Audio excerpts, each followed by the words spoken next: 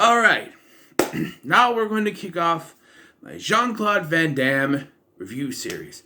Just a little word of note. This is sort of replacing Tubi Tuesday. It's going to be on more than just Tuesday, but I'm taking Tubi Tuesday off for this month and next month, actually.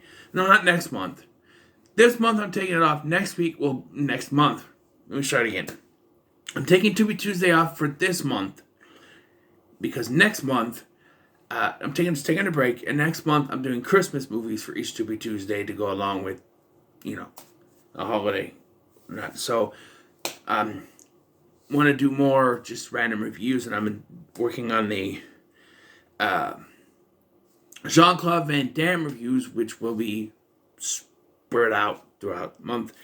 And we're starting with Van Damme's one of Van Damme's feature films, No Retreat, No Surrender from 1986, and I paid $11 for this off eBay. This is a very bare bones release. You have one menu. You can watch the original version or the extended. I picked the original because I want to see what the original version looked like. I kind of want to watch the extended version at some point too. And the quality of this, very grainy. They took a print. It looks like they just transferred a VHS on. It may not be VHS. Maybe a 35mm print, and put it on. It fits. It's in widescreen. It fits the entire screen when I watched it, but there's a lot of grain to it. Van Damme is on the cover and is credited, but only appears in less than 10 minutes of the film. It shows up at the beginning as a hired thug, and then at the end during the big finale fight, which, and he only says like a couple words of dialogue towards the end, so it's not much that he does in this film. We follow Kurt McKinney's character, says on the back, right? Jason Stillwell. And listen to this. Listen to this.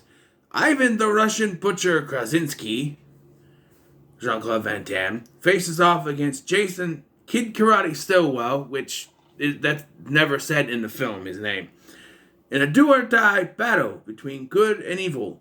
And if reading that makes you think, oh, he's going to be preparing for this fight, no. He does have montages and prepares and fights and stuff.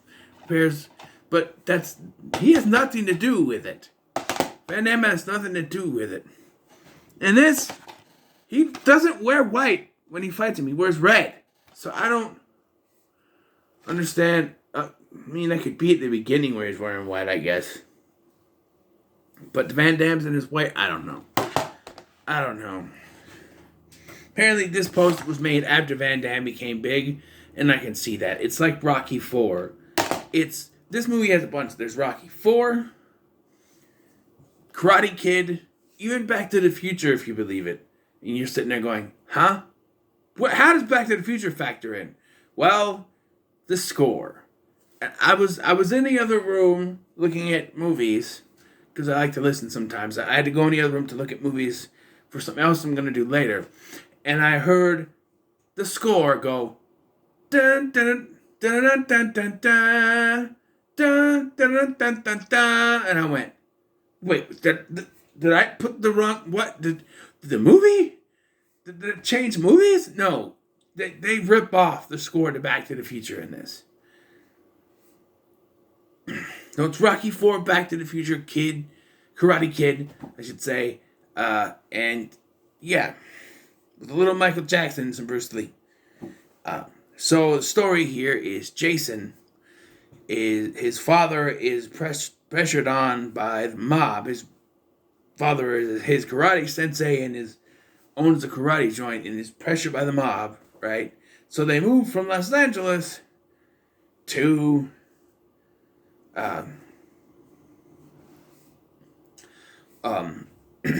Seattle. Apparently he has a mom, but I must have blinked and missed where she was in the movie because we don't really see her.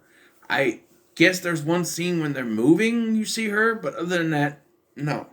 And speaking of which, in the scene where he's moving, he meets his new best friend, RJ, who is a Michael Jackson clone. Jerry curl and all. He does the moonwalk and break dances and yeah. We also meet the bully. He's fat. He's a slob. He eats ding dongs out of a box. And from the look of it, he took them out of their individually wrapped packages and put them back in the box so he can eat them like a cake.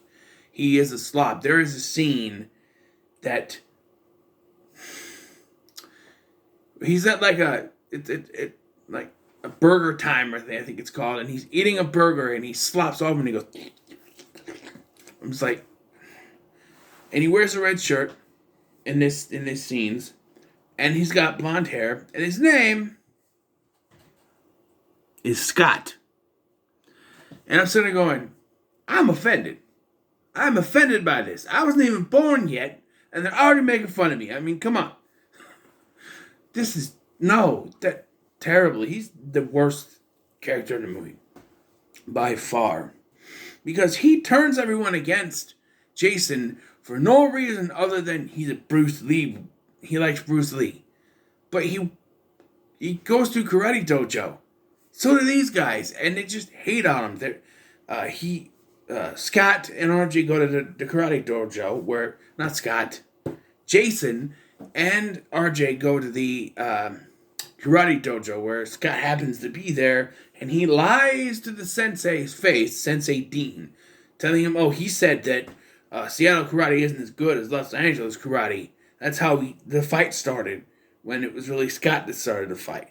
So, for no reason other than Scott lying to him, he now hates Jason. And they really didn't need to do that, because in the very next scene, we get a good reason why he would hate him. Because he is an old friend of Dean's ex-girlfriend, Kelly. They were friends, they met in Los Angeles, and now they're, like, he gives her a bunny and they kiss. And then Scott shows him and he gets pissed. And I'm like, that's all he would need to do. Why did he even need to lie to him? All you need to do is just show him this.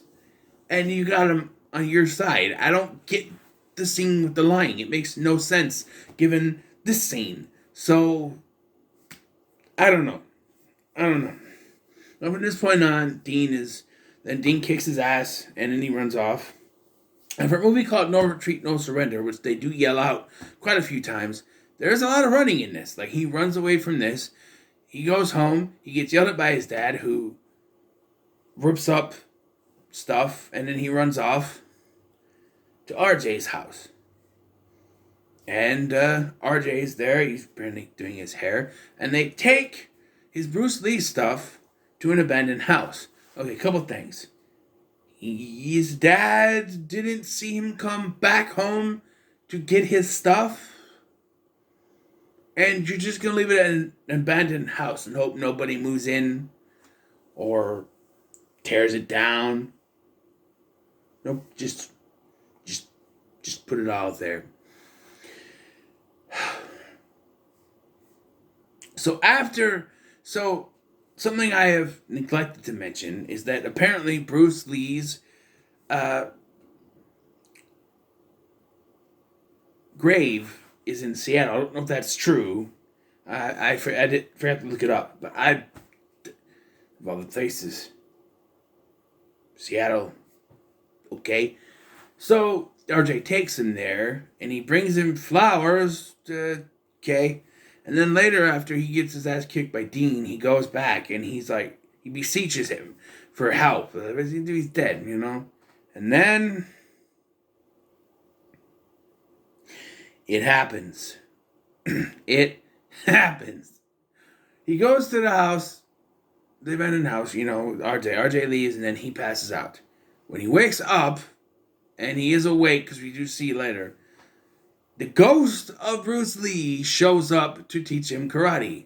Pay no mind that Bruce Lee actually was a master of Kung Fu, which is different from karate. And the actor they got to play Bruce Lee looks nothing like him.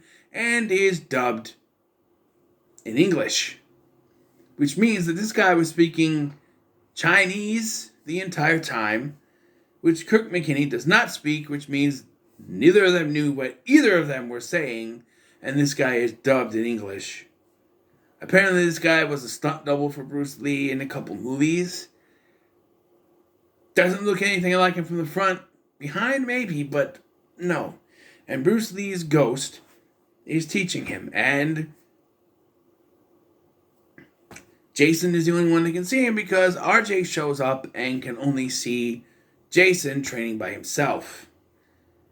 Yeah. And it also compares since the Sidekicks, which hadn't actually come out yet, but this has made more clear that Bruce Lee is not real here, but you know.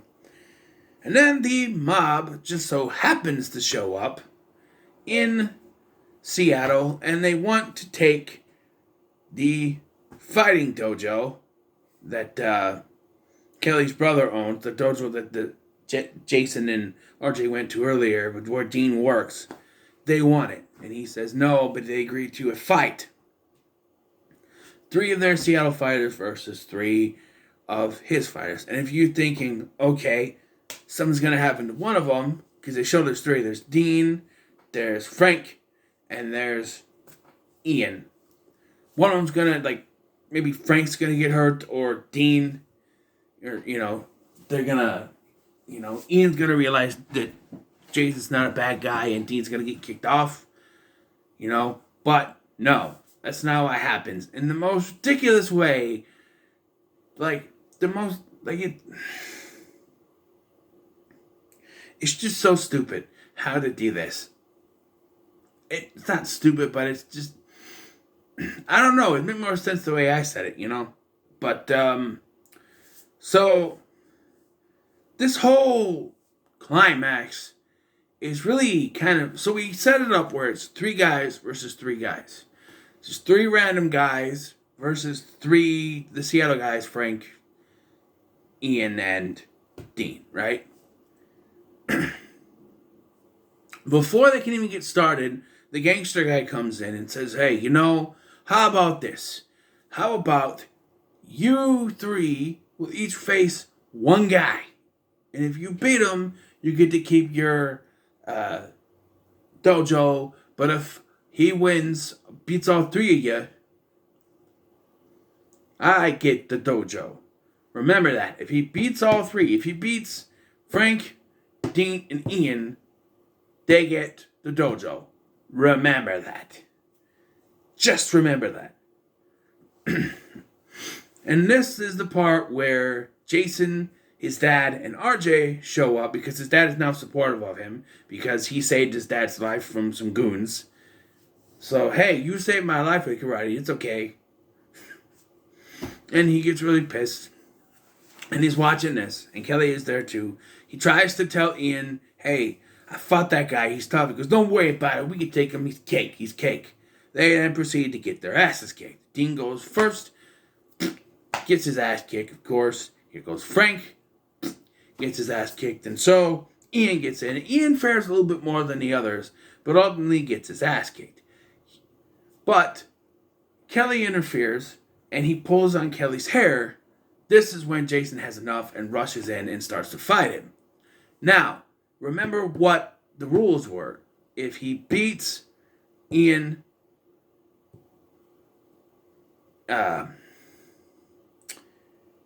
Dean, and Frank, they get the dojo. Technically, he won. Technically, Van Damme, Ivan, or Carl, as the credits would say. Yeah, the credits have Van Damme as a different name. Carl something, where he's real is Ivan. Here it says Ivan Krasinski. Whereas in the credits, he's credited as Carl with the last name starting with B. It's really weird. But he technically won because he beat all of them unfairly, even threw the referee out. But technically, he did beat all 3 of them. But Jason gets in, and they start to fight, and you think, okay, you're going to do this whole movie and Van Damme's not going to talk. Because he's obviously French when he talks, so he's going to be a big silent Russian. Then he talks. The son, that is you, yes? And I'm like, and he goes, that's right, Russian. And I'm like, yeah, that's right, Russian who speaks with a French accent. Who thought it was a good idea to have him talk? And you have RJ shouting out, no retreat, no surrender. Like, he's getting his ass kicked. Like, he's doing good. Better than Ian was. But then eventually he's getting his ass kicked again. And just one shout from RJ. No retreat, no surrender. And then, like magic. Boom! He says that. There's this one scene where he's got this stance. This Bruce Lee stance. And it looks like Van Damme doesn't know how to approach him. He's like, are you going to do something? What are you doing? This movie's very cheesy. There's like 13 minutes of this movie is montage. The only movie to best this is Rocky 4. But yeah, there's a lot of montaging. Yeah.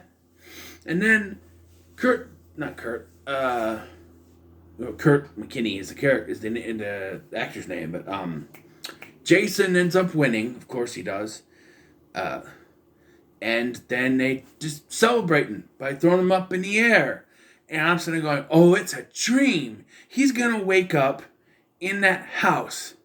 And none of it has happened. But the movie ends. I went, no. Are you telling me that everything in this movie happened?